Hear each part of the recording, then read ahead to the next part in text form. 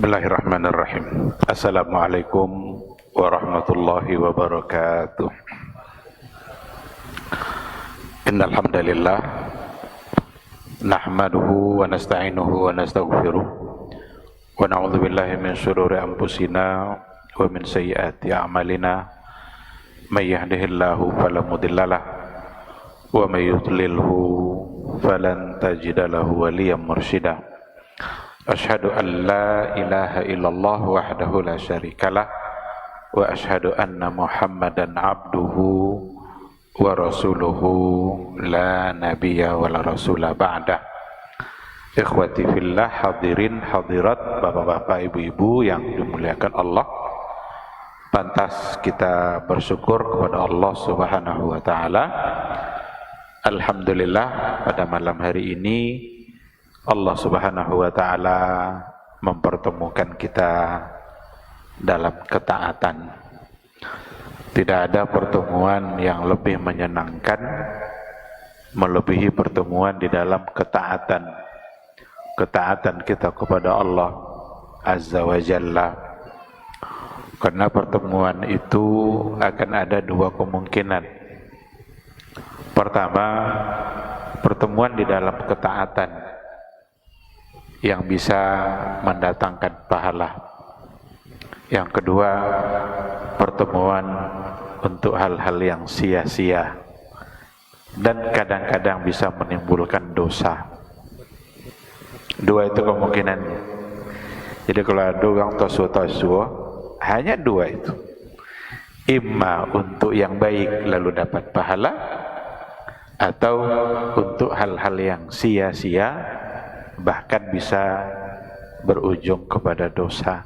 Alhamdulillah, malam hari ini kita dimudahkan oleh Allah Subhanahu wa taala duduk sejenak di rumahnya yang mulia, tempat yang paling dicintai oleh Allah. Khairu biqa'il ardi masajiduha. Tempat yang paling Allah cintai adalah masjid-masjidnya. Inilah masjid Allah. Inilah rumah Allah. Kenapa masjid disebut dengan rumah Allah? Karena di masjid itulah kita selalu menyebut nama Allah. Masjid adalah tempat yang mendekatkan diri kita kepada Allah.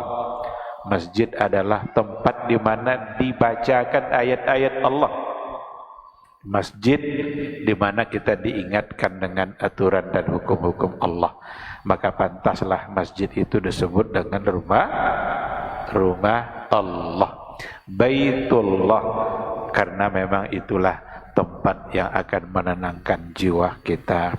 Ikhwati fillah, mudah-mudahan keberadaan kita di rumah Allah malam hari ini bisa menjadi pahala, bisa menambah panjangnya catatan amalan kebaikan kita.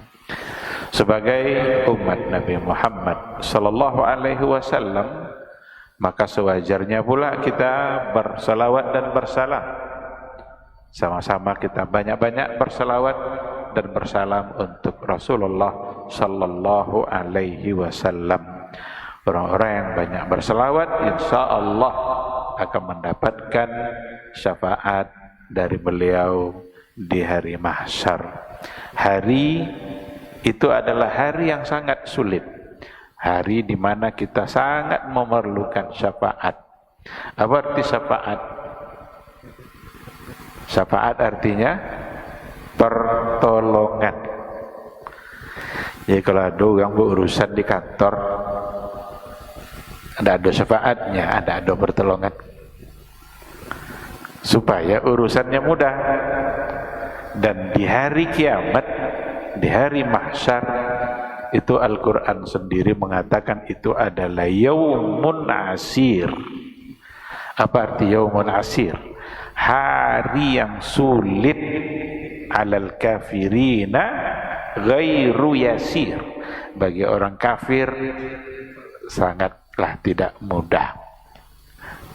Itu mudah bagi orang beriman. Mudah-mudahan kita sebagai orang beriman kepada Allah, mudah-mudahan hari itu tidak sesulit yang mereka rasakan. Andaikan ada sulitnya, disinilah kita membutuhkan syafaat dari Rasulullah Sallallahu Alaihi Wasallam. Dan insya Allah itu akan didapatkan oleh mereka-mereka yang banyak bersolawat. Allahumma salli ala Muhammad wa ala ali Muhammad. Tidak ada ruginya kita bersolawat kepada beliau. Yang ada hanya untung dan untung.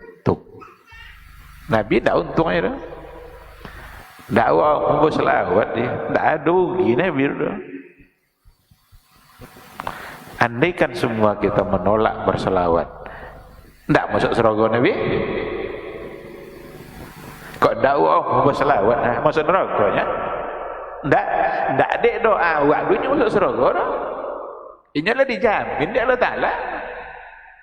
Ini dengan pertama meletakkan kaki dalam surga. Untuk dialah pintu surga pertama kali dibuka.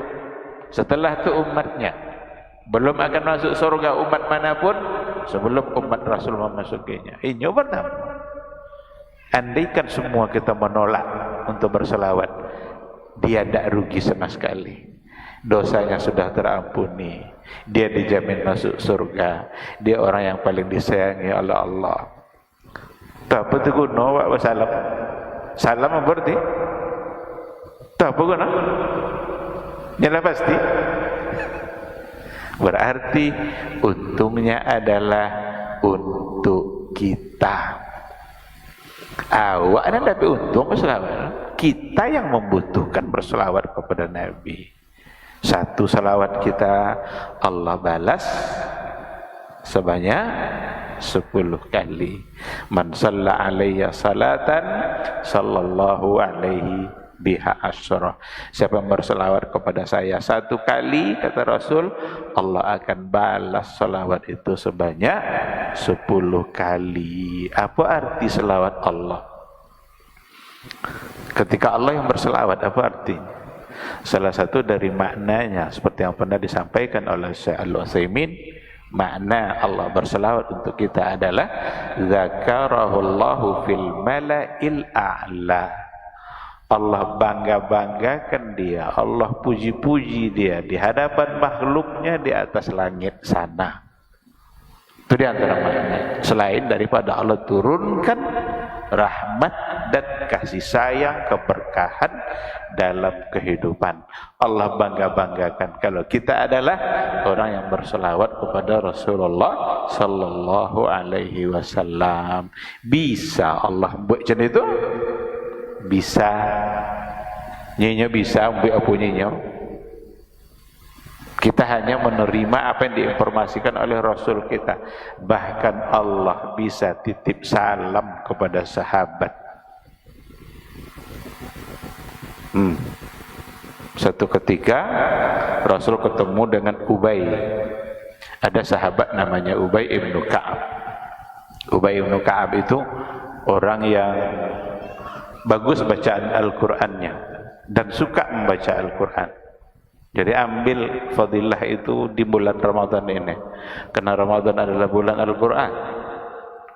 Jadi Ubay bin Ka'ab itu salah satu dari sahabat yang bacaan Qur'annya bagus dan suka membaca Qur'an.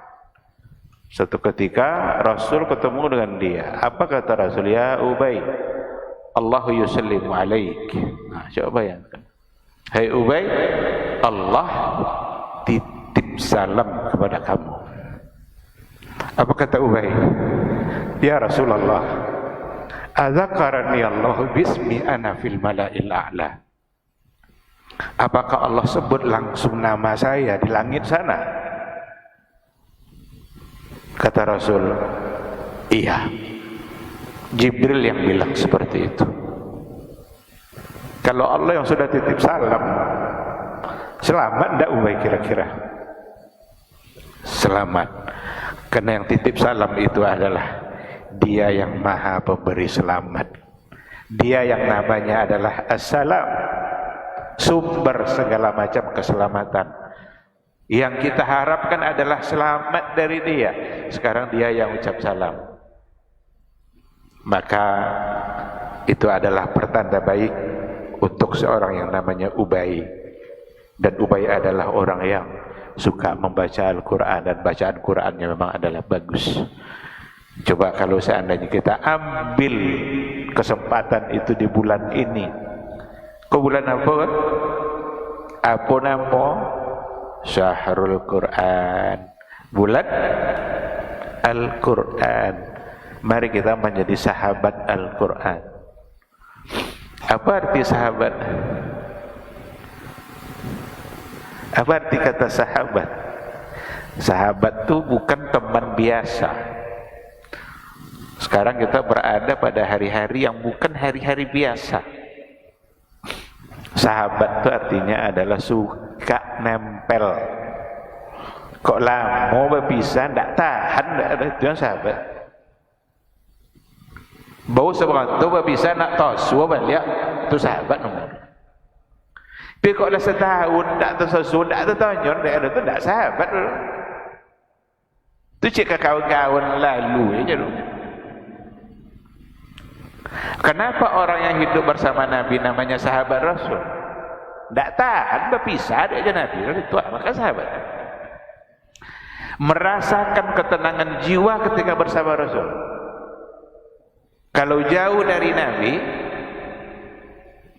seolah-olah hilang kebahagiaan dia, maka dia akan segera untuk ingin cepat-cepat ke masjid biar temu lagi dengan Rasul. Itu yang sahabat. Maka kalau dikatakan sahabat Al-Quran, berarti orang yang ingin selalu nempel dengan Al-Quran, sebentar-sebentar dengan Al-Quran, sebentar-sebentar Al-Quran. Tak bisa dia dalam saya tak baca Quran, itu sahabat Quran. Tapi kok baca Quran minggu kau tasu bulan 8 lihat Quran, itu tak sahabat Quran. Jauh dari Quran. Yang namanya sahabat orang yang ingin selalu dekat. Makanya kata Rasul, Iqra'ul Quran fa innahu ya'ti yaumal qiyamah syafi'an li ashabihi. Coba bayangkan, Rasul pakai di situ kata sahabat.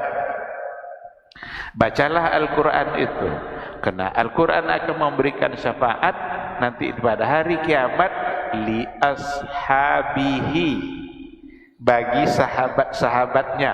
Kenapa Nabi memilih di situ kata sahabat?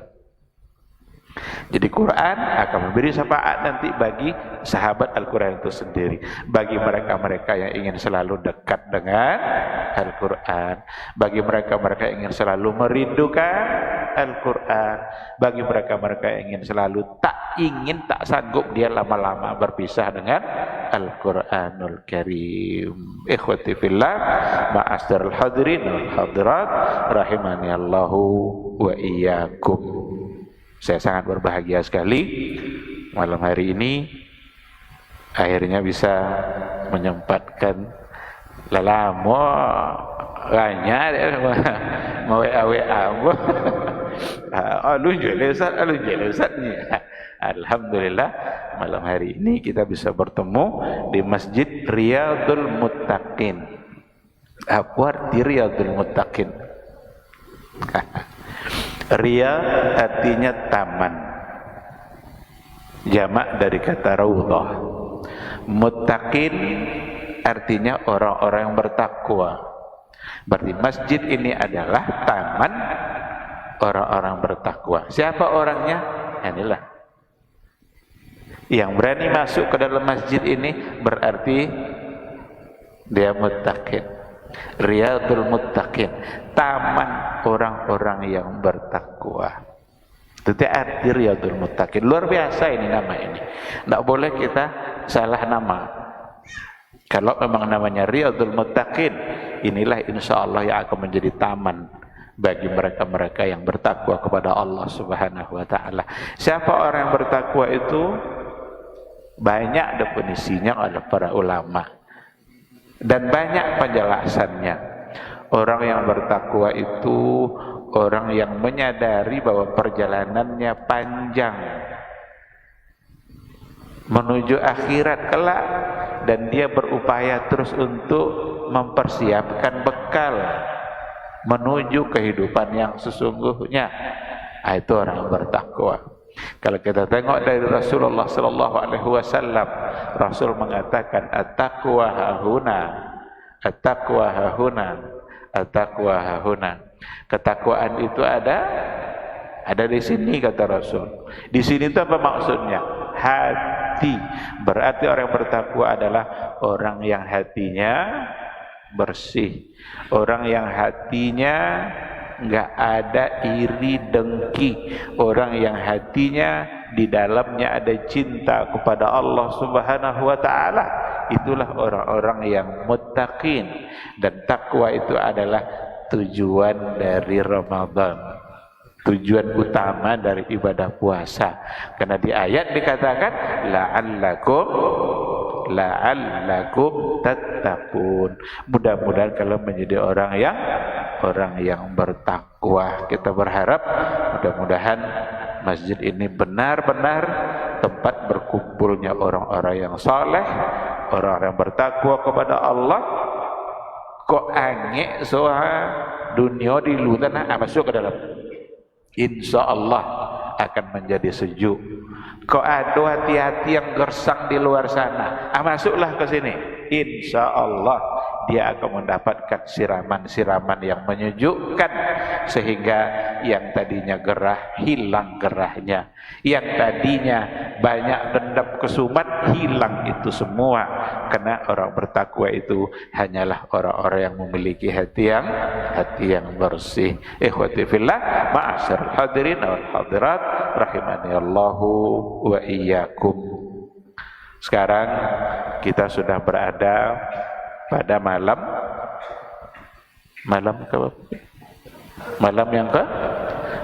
yang ke-17 atau 18. Ini haruslah dialirnya, adalah memboleh malam ya kan? Nah, 17 atau 18. Artinya apa?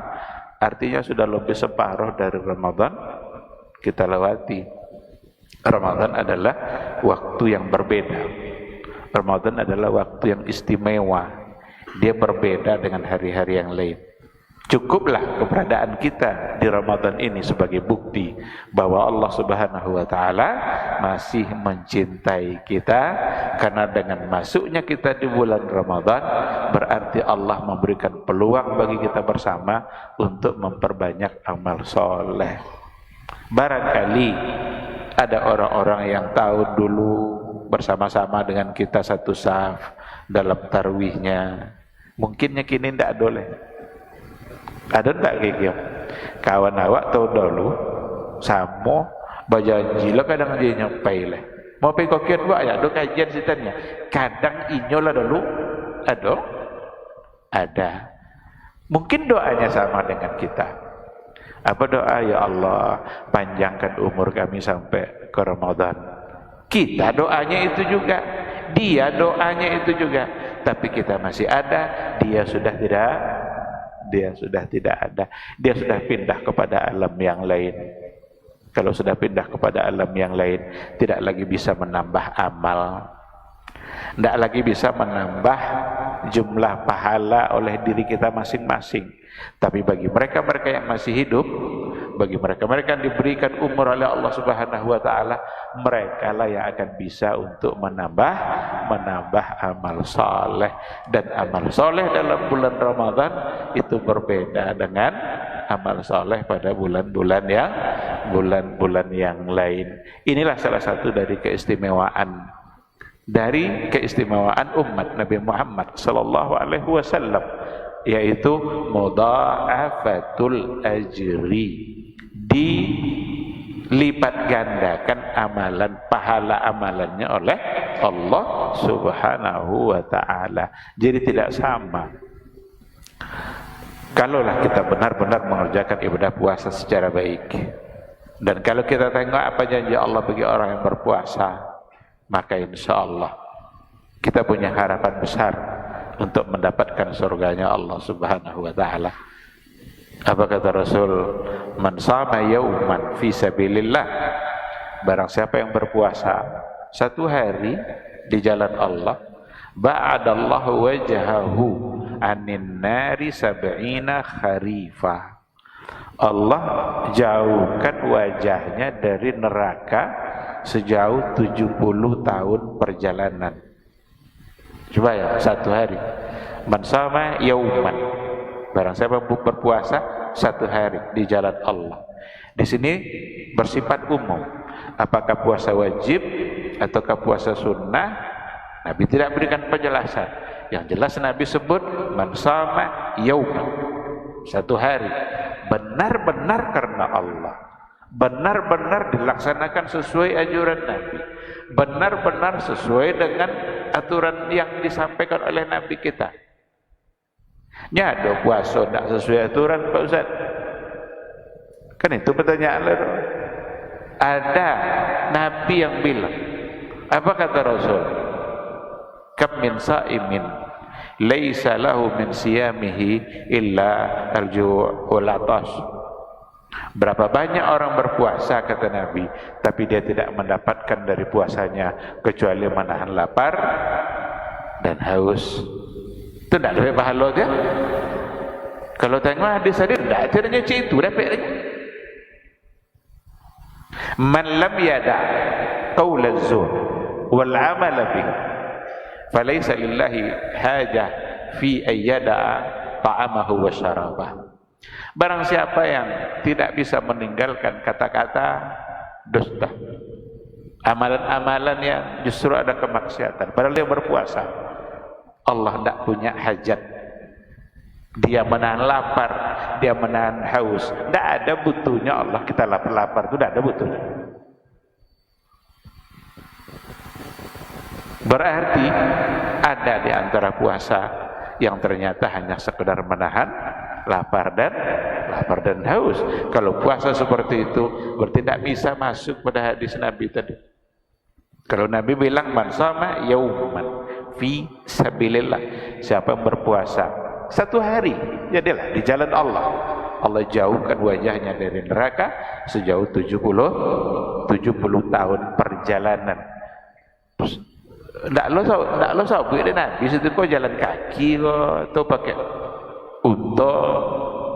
Pokoknya Nabi ingin menunjukkan orang berpuasa karena Allah, benar-benar ikhlas karena Allah, benar-benar dia kerjakan secara baik, dia jauh dari neraka. Itu intinya.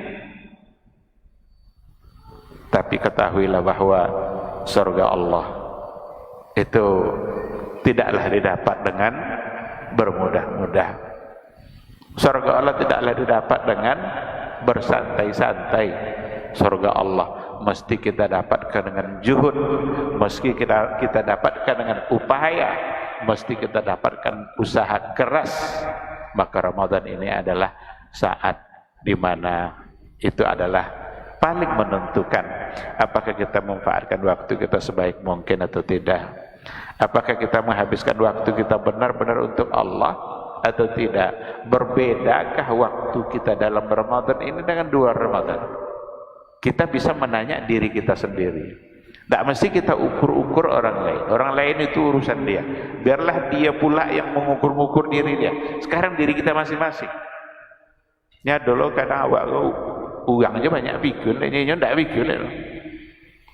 Uang banyak dikaji deh. Tidak, kita yang harus mengkaji diri kita masing-masing. Hasibu anfusakum qabla an tuhasabu. Itu kata Umar bin Khattab. Hisablah diri kalian sebelum Allah menghisab kalian nanti. Sekarang kita coba tanya diri kita. Apakah waktu kita di Ramadan sekarang ini bebedo ndak jadi lu Ramadan betul? Jawablah masing-masing. Ada ndak kira-kira, ini tanya diri kita masing-masing, ada ndak kira-kira amalan unggulan yang sudah kita laksanakan dari awal Ramadan petang? Ada ndak?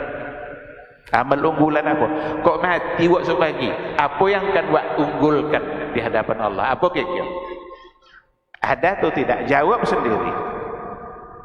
Kalau rasanya tidak ada yang dapat diunggulkan, berarti kita masih gagal. Ramadan itu musimut ta'at. Apa arti musimut ta'at? Musimut ta'at artinya adalah musim ketaatan. Musim itu biasa ya, banyak ada, banyak ketersediaan barang kalau lah musim. Kan ya, musim duyan, tu duyan deh sih bapak jalannya musim. Musim dukunya isi nyoknya musim. Jadi kalau sudah musim banyak tersedia dan kita bisa mendapatkan banyak padahal uangnya sedikit. Dulu kalau tidak musim mau 50.000 cik tu yang lain. Tapi kalau musim 10.000 cik. Mau lagi 20.000. Kalau musim Ramadan ini musim ta'at artinya musim taat. Kalau lah musim berarti banyak barang, semua bentuk ketaatan ada. Tinggal kita yang memilih, kita mau yang mana. Ibarat masuk ke sebuah kebun, ada kebun, ada isi dalam kebun, seluruh buah-buahan ada dalam kebun. Nak doyan, nak anggur, nak duku, nak mutan, lengkeng, ada sodo. Kata pemilik kebun, silahkan kalian masuk ke dalamnya, ambillah, nikmatilah semuanya. Kok ada macam itu orang? Silahkan kalian masuk ke kebun ini, ambil sesukanya yang mana kalian mau. Kira-kira orang yang masuk ke dalam kebun itu ada ndak kiko duduk santai je, orang buat kan? Tanya mau main HP je sang, ada kiko? Ada ndak kiko? Lah kan ada orang jadi kok. Jadi belo kau tu tukang kebun tadi, pokok dari pagi sampai sore hanya. Masuklah kalian, ambil apa yang mau, silahkan nikmati. Batas waktunya sampai asar. Dari jam 8 sampai asar. Itu ndak kena ada orang namanya main dalam. Ndak kena ada nama lenga-lenga. Tosu je kawan lama. Deh, apa kabarnya? Bisa jam dia bercito. Ndak kena ada orang. Nyanyi lang jemaah, pek pokoknya. Ramadan ayyam ma'dudat. Ramadan adalah hanya beberapa hari yang terhitung, beberapa hari yang berbilang. Jadi maksud Allah menyebut ayyaman ma'dudat tadi itu, beberapa hari yang terbilang itu untuk menyawin ke awak jangkau lalai-lalai ni sebantole ya di Ramadan kali. Kenapa tak awak mulai beginilah malam ke-7 boleh? Tak tahu, suatu ciri dari kiamat tu. Baru saja kita mulai. Dan sebentar lagi akan kita katakan, deh, habis puasanya. Nyasuk Idul Fitri. Tak akan terasa. Begitulah akhir zaman. Jadi ketika diberikan waktu yang terbatas, ambillah semuanya. Betapa bodohnya kita. Ketika kita diberikan kesempatan oleh Allah untuk mengambil itu semua, tapi ternyata kita tidak mengambilnya. Betapa bodohnya seseorang yang diizinkan masuk ke dalam kebun, ambillah semuanya, tapi ternyata dia hanya mengambil satu saja. Cik mutan je biar aja. Lengkeng dah biar aja. Duku dah biar aja. Ugi dah je. Rugi pasti rugi. Itulah ibaratnya. Kadang ada orang cik tarawih jadi perjuangkan deh. Isa dah ke masjid tapi pas tarawih anda sekene semangat lah. Apa dah pergi tarawih? Nyor Ramadan lah. Tu Isa aja. Padahal Isa kan wajib tarawih. Itu tu contoh tadi. Cik lengkeng je biar nan kau dah. Yuk, padahal gratis. Nah sekarang kita berada pada kebun yang sangat besar, yang semua buahnya ada dan waktunya terbatas. Maka hari kita sekarang hari yang berbeda, hari-hari yang tidak sama, terbatas. Satu saat ketika matahari tenggelam di hari terakhir Ramadan habis. Kok ndak pun kan datik sodo, jangan sampai ndak cik ju. Kok ndak juruh? Ya kan ada orang yang ndak bisa makan duyan dah Pak Ustaznya. Nanya sama budak dan ndeknya mama. Jangan dulin duyan tu. Tapi mutan ndak juga dia ambil. Kan ada, memang inilah takdir Allah dalam kehidupan kita. Ndak semua orang yang berkesempatan untuk mengambil itu. Apa contoh? Ketika ada sedekah, tidak semua yang bisa bersedekah. Untuk makan bayar, itu boleh sedekah. Tapi andaikan tidak banyak, mesti ada. Nah, ini yang ingin saya sampaikan juga. Ingatkan pertama diri saya sendiri dan kita semua. Andaikan nanti sudah memasuki, atau mulai dari sekarang, tapi setidaknya kalau sudah memasuki nanti 10 terakhir, itu adalah hari-hari malam-malam yang paling afdal. Jadi 10 malam terbaik adalah 10 terakhir Ramadan, itu malamnya. Kalau 10 hari terbaik adalah 10 awal Zulhijjah, kalau siangnya. Jadi kalau ada 10 siang terbaik, 1 sampai 10 Zulhijjah. Tapi kalau 10 malam terbaik dalam 1 tahun, 10 malam terakhir Ramadan. Andaikan nanti sudah memasuki itu, upayakan untuk melaksanakan semua bentuk amal saleh. Walaupun sedikit, yang penting ada. Apa contoh? Sedekah, wakaf. Tadi disebut-sebut wakaf. Wakaf itu amal sunnah, tetapi pahalanya mengalir terus. Andaikan kita mewakafkan uang kita untuk keramik itu, selagi masjid ini dipakai untuk beribadah, mungkin kita sudah mati, tapi kematian kita tidak memutuskan pahalanya.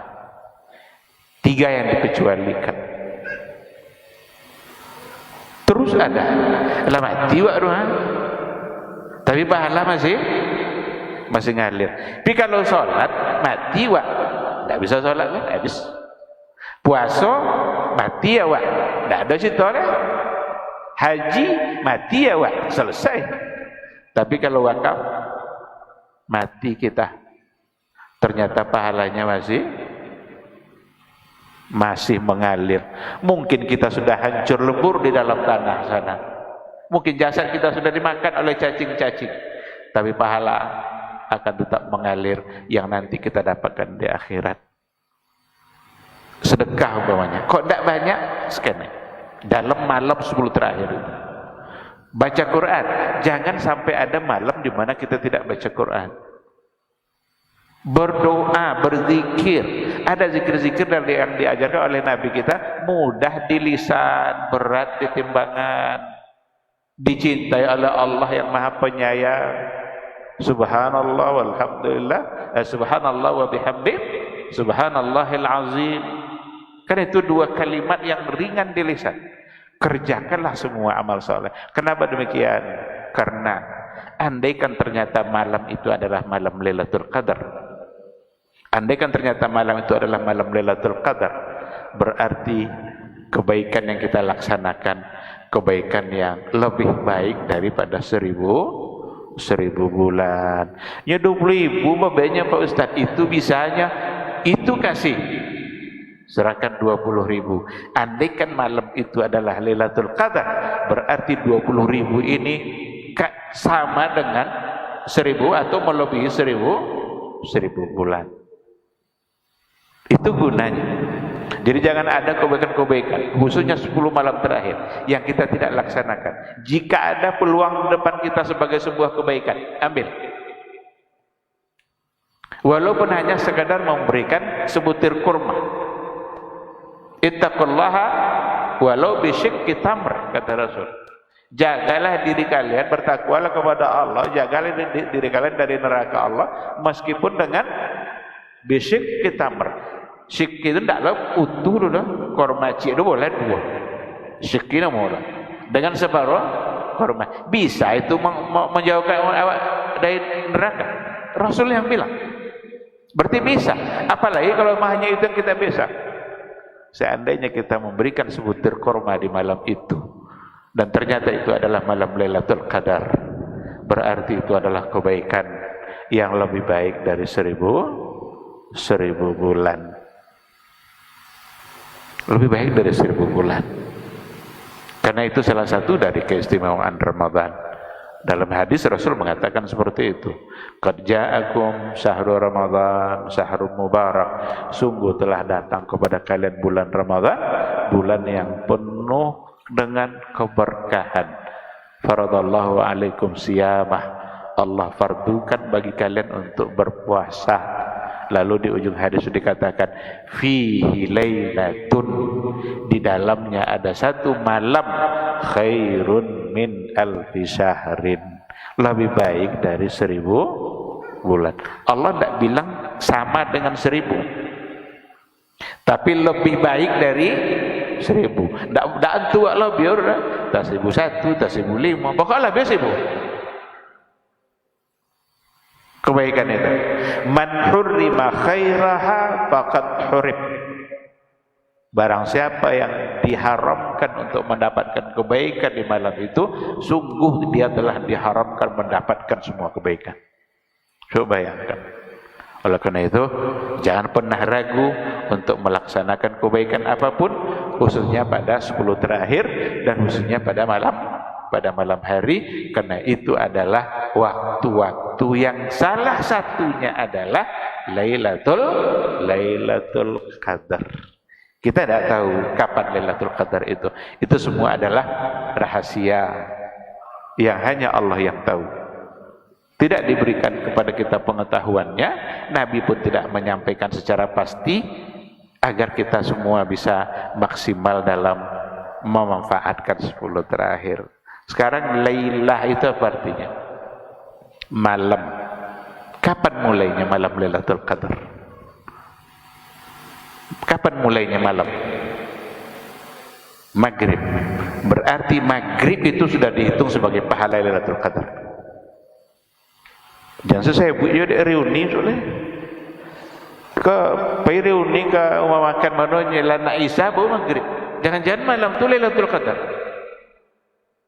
Jangan-jangan itu malam Lailatul Qadar. Jadi malam itu mulainya setelah terbenam matahari. Maka yang pertama kali yang harus kita bereskan adalah mulai dari maghrib kita hari itu, terus hatta matla'il fajar. Jadi bukan hanya di pertengahan malam, sehingga yang awal ini kita abaikan. Tak pedulin maghrib, tak pedulin isya, atau bekok agak jam 2 nya baru siap-siap. Cayo lah elok malah kan. Tapi ketika diabaikan yang di awal ini, itu satu kesalahan. Karena yang namanya malam itu dimulai dari terbenamnya matahari pada hari itu. Dan jangan sibuk untuk mencaci tanda Lailatul Qadar. Ya doang saya beri cerita handonya ndak jauh cukuran. Bekok itu tangkayu tu. Cundong tu nya. Sibuk je nengok tangkayu ndak je cundong. Orang bercukuran je tapi. Atau ikut ayu kok bisa. Bisa kok ya ayu. Sibuk je neng ayu ndak kok ya ayu. Orang solat je. Orang berdoa je. Nah, karena itu ikhwati fillah, jangan sibuk dengan itu. Kita hanya sibuk memanfaatkan waktu kita. Kapan hanya Allah yang tahu. Supaya kita semua punya semangat untuk memanfaatkannya pada 10 terakhir. Inilah yang benar-benar sebagai hari-hari yang berbeda. Bersyukurlah ketika umur kita dipanjangkan oleh Allah. Banyak orang lah mati. Tak dapat dek Lailatul Qadar, lainnya lah mati. Kadang saya isu lagi puasa saya mati. Itu urusan Allah. Itu pula yang terbaik bagi dia oleh Allah. Tapi kita ini pula yang terbaik. Diberikannya umur panjang, dikasihnya kesehatan, diberikannya kemampuan untuk beribadah. ketika Allah berikan kita kemampuan untuk beribadah, ini semua akan menjadi dipertanggungjawabkan nanti di hadapan Allah. Lah dan bayi wang petang tu ndak yang manfaatnya, ketuahannya itunya Allah Taala tu apa aja. Sudah diberikan kesempatan, dipanjangkan umur, disehatkan badan, tu ndak jual. Ini akan menjadi pertanggungjawaban kita nanti di hadapan Allah. Ikhwati fillah, ma'asyiral hadirin wal hadirat, rahimani Allah wa iyyakum. Hari-hari yang berbeda. Apa yang harus kita lakukan? Banyak sekali. Jelas itu, sholat, puasa, sedekah. Satu hal yang tidak boleh ditinggalkan adalah doa. Jangan pernah meninggalkan doa-doa kita kepada Allah Subhanahu wa taala. Karena salah satu dari doa yang mustajabah itu adalah doa orang yang berpuasa. Lisaimi da'watun la turad. Bagi orang yang berpuasa ada doa yang Allah tidak tolak. Ada dalam hadis lain, salasu da'awatin mustajabah. Ada 3 doa yang mustajabah, yang diijabah oleh Allah. Salah satunya da'watus shaim, doa orang yang berpuasa. Kenapa Allah kabulkan doa orang berpuasa? Karena dia sedang beribadah. Beribadah itu adalah mendekatkan diri kepada Allah. Dan doa yang cepat dikabulkan oleh Allah adalah doa-doa orang-orang yang sedang beribadah. Coba orang yang haji diminta untuk berdoa. Kapan paling tepat? Hari Arafah. Karena itu ada pada 10 awal, 10 hari terbaik. Tadi saya katakan 10 hari siang terbaik itu 10 awal Zulhijjah. Kenapa demikian? Karena di situ ada hari Arafah. 10 malam terakhir yang terbaik adalah 10 terakhir Ramadan. Kenapa? Karena di situ ada Lailatul Qadar. Siang yang paling ditakuti oleh iblis siang hari Arafah.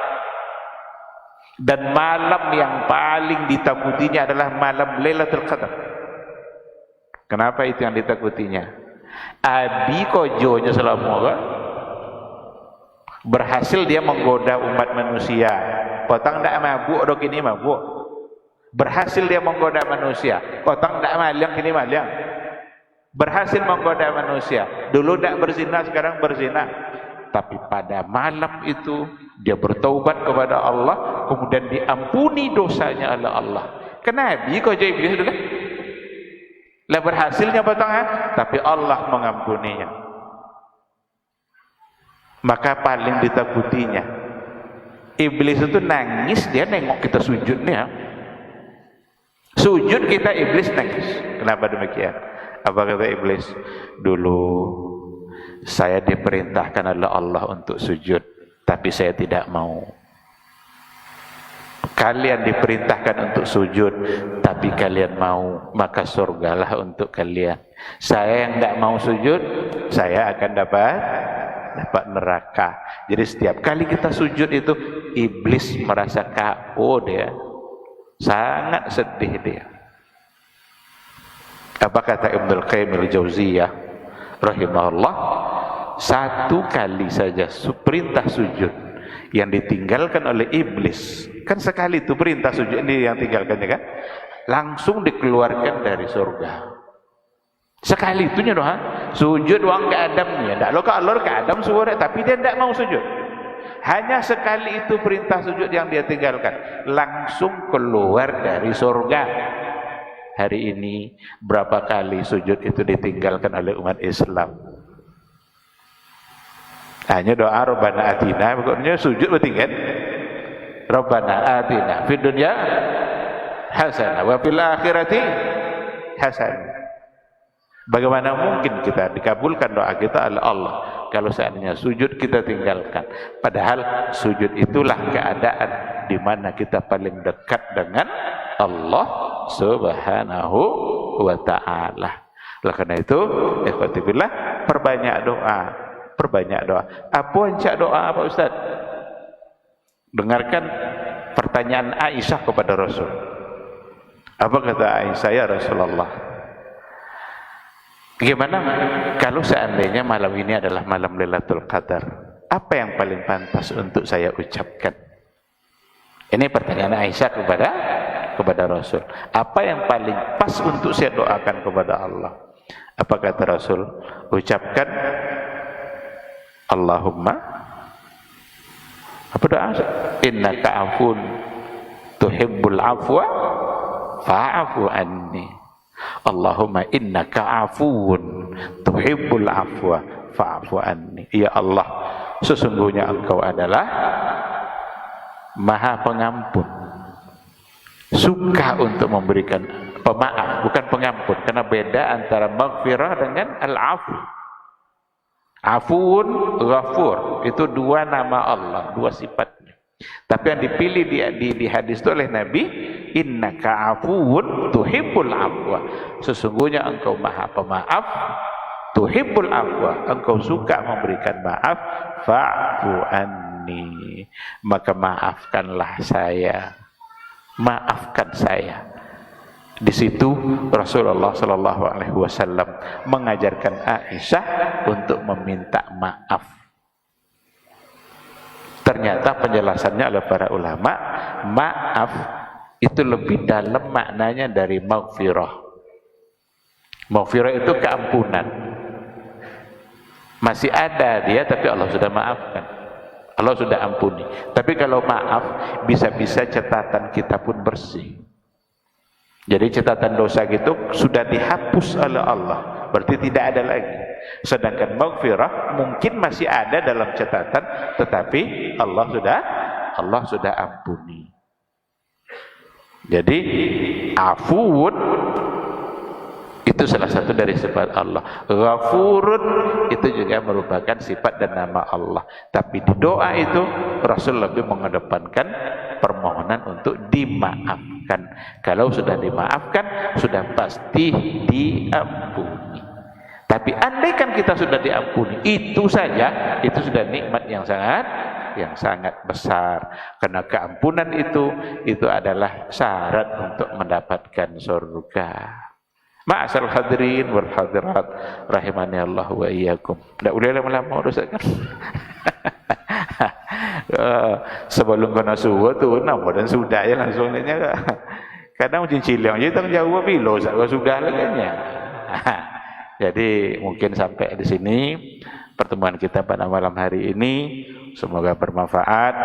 Semua kita memohon kepada Allah agar kita tetap diberikan kesehatan, diberikan semangat untuk beribadah, semangat untuk mengambil semua peluang ibadah, khususnya pada malam-malam 10 terakhir. Biarlah sedikit tapi ada. Jangan sampai ada 10 terakhir yang kita tidak bersedekah. Kok umpama malam tu tidak bersedekah, kasan malam tu Lailatul Qadar, berarti kita kehilangan pahala sedekah. Tapi seandainya setiap malam kita lakukan, dan kalau seandainya itu malam Lailatul Qadar, berarti kita mendapatkan kebaikannya lebih baik dari 1000 bulan. Dan semoga Allah menerima semua amal kita. Demikian, terima kasih. Atau pakai pertanyaan? Ada? Jika ada pertanyaan, silakan. Tapi kalau tidak, waktu itu antum tak ada. Fadal.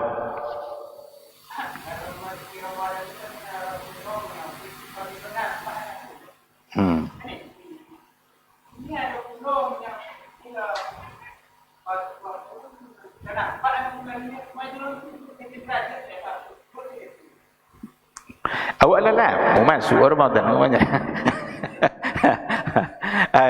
Lelah, mulai lah tujuan, lah nombor lain, kan. Tapi yang jelas, memang faman syahida minkum asyhara falyasum. Syahida itu kebanyakan para ulama kalau didukung oleh hadis-hadis yang ada, itu syahidah itu adalah menyaksikan anak bulan. Karena syahidah, syahid, saksi umpamanya. Siapa yang boleh menjadi saksi satu peristiwa? Adalah orang menyaksikan. Itu tingkat tertinggi itu dalam pengetahuan, karena dia langsung melihat.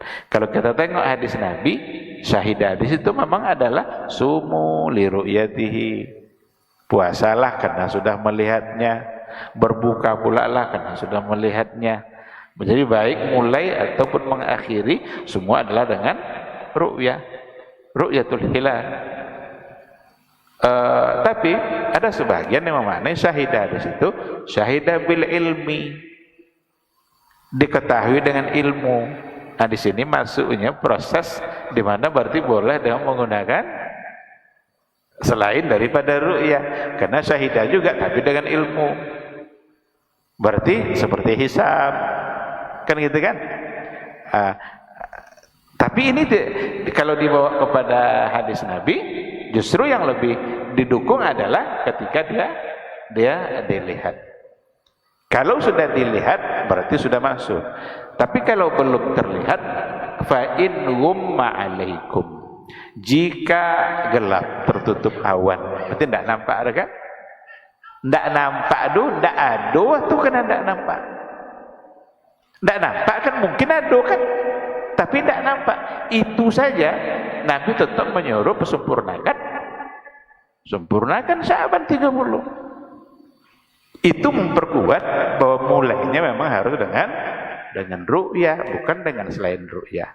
Itu dikatakan oleh para ulama. Adapun dengan hisab, jangan-jangan kita menghilangkan sebuah sunnah.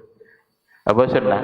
Kalau nampak bahwa hilal, ada doa yang diajarkan oleh Nabi, Allahumma ahillahu alaina bil amni wal iman wassalamati wal islam wat taufiq lima tuhibbuhu wa tarda Rabbi wa rabbukallah. Kalau sudah nampak.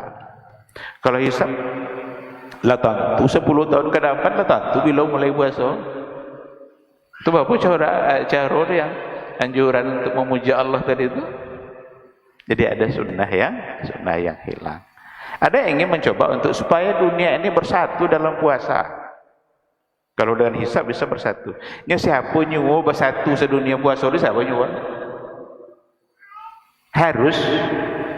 Nah, kalau satu dalam satu negara, yo, aduh, ikut ndak berbeda senegara juga, seumah berbeda. Kalau senegara mesti kena waliul amr kita satu, dan kita puasa berdasarkan petunjuk perintah waliul amr. Maka satu negara mesti satu. Kapan itu bisa? Kalau semuanya berpatokan kepada ru'yahnya pemerintah. Jadi jangan dibuat adanya hisab, itu yang akan membuat perbedaan nanti. Andaikan kita berbeda dengan Malaysia, dengan Saudi, tidak ada masalah kalau memang di sana berbeda ru'yahnya. Ini yang terjadi pada masa Muawiyah. Dalam hadisnya Abu Quraib, di Syam waktu itu, pokoknya antara Madinah dengan Syam satu Jumat, satu Sabtu puasa.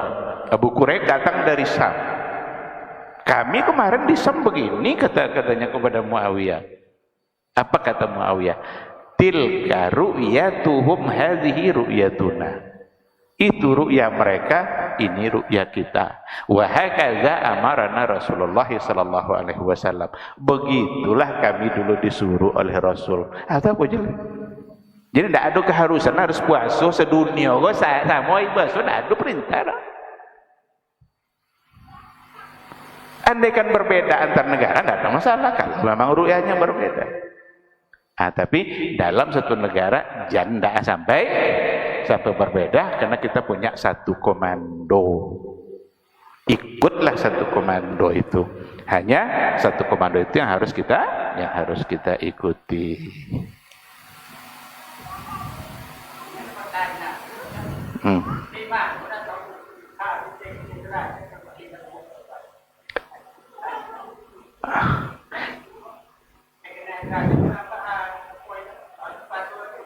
Itu pun berbeda.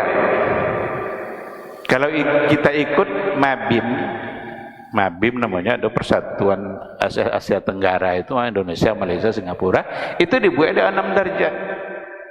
6 darjat baru mungkin dilihat. Lobiolo lah ambil kalau dulu 2 darjat sudah bisa dilihat. Kalau tidak terlihat berarti belum. Ada yang nyambi di bawah itu 0, sekian. Jadi persoalannya sekarang ada bulankah, sekedar ada, atau sudah lahir baru dia ada hukum? Jawabannya lahir dulu baru ada hukum. Janin yang ada di rahim seorang ibu alado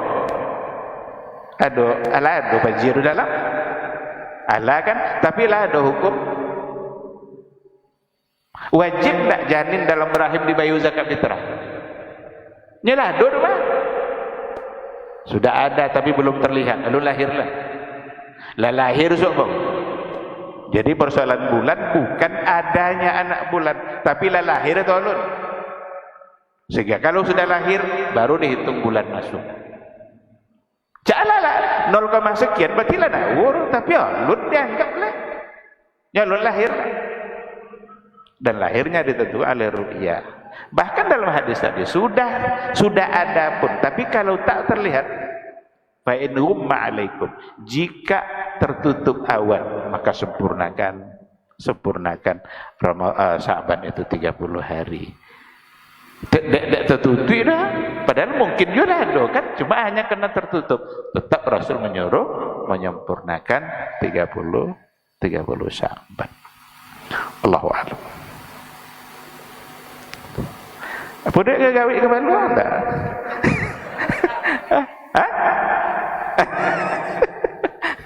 Biasa ke Bandung apa bagi kan? Ada lagi? Fadhal.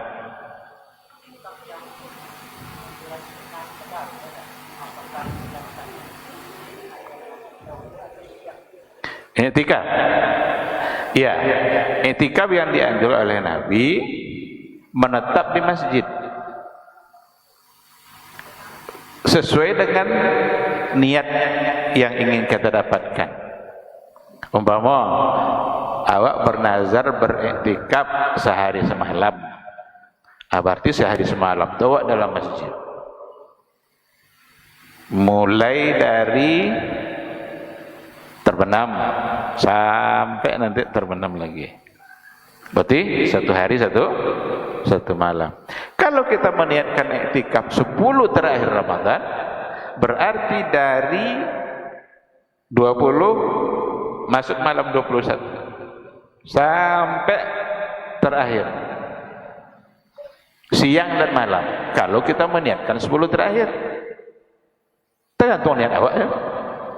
Dan intinya yang namanya iktikaf itu adalah al-muktsu fil masjidi lil ibadah, menetap di dalam masjid untuk beribadah. Itu yang iktikaf. Menetap dalam masjid lolok amadu malih. Kalau loyonya kan amadu. Jadi al-muktsu fil masjid lil ibadah, menetap dalam masjid untuk beribadah. Tapi bukan ada. Itu tidak boleh lolok. Itu boleh loloknya. Tapi jangan itu aja. Kalau kan itu aja, dia umat dia. Buat ganggu orang je kan. Orang nak baca Quran, loloknya. Berarti jarinya lolok yang tadi kan. Maka lil ibadah, menetap di masjid untuk beribadah sesuai dengan yang kita niatkan. Ya, makasih pertanyaan tadinya, makasihnya tu ya. Ini tak bisa siang itu usahanya malam. Jika kami bisa hanya bulan, itu tidak makasihnya. Kan ya? Tapi dia antok-antok ya, mana itu jawab. Andaikan memang kita hanya bisa malam, siang kadang ke kantor tu harus checklist tu. Akan tak checklist di kuang gaji kan ada. Jadi siang kita ke kantor, malam pewa i'tikaf. Itu satu perbuatan yang baik. Itu satu kebaikan. kena untuk mengejar malam Lailatul Qadar. Tetapi yang berbuat seperti itu tidak bisa disebut sebagai iktikaf 10 terakhir. Tidak bisa dengan siang, tidak boleh. Tapi perbuatannya baik. Andaikan itu yang bisa, lakukanlah. Biarlah siang kita nak urusan dunia kita, nyendak lo bisa ditinggiin, kan? Tapi nanti ketika sudah malam hari, kita manfaatkan memang untuk beribadah. Itu sekali lagi satu perbuatan yang insya Allah sangat baik. Apalagi tujuannya memang untuk mengejar malam-malam baik. Lailatul Qadar itu siang atau malam? Nomo Lailatul kamu itu malam kan, malam Qadar berarti hanya di malam hari. Maka manfaatkan. Andai kalau itu bisa, itu satu hal yang baik. Wallahu a'lam. Baik, saya kira lah cukup ya. Sampai di sini pertemuan kita malam hari ini, semoga bermanfaat insyaallah, dan mudah-mudahan Allah mudahkan kita untuk bertemu lagi di masa-masa yang akan datang. Kalau mau imam boleh kan. Baba TV Sunnah, belajar agama baru alim.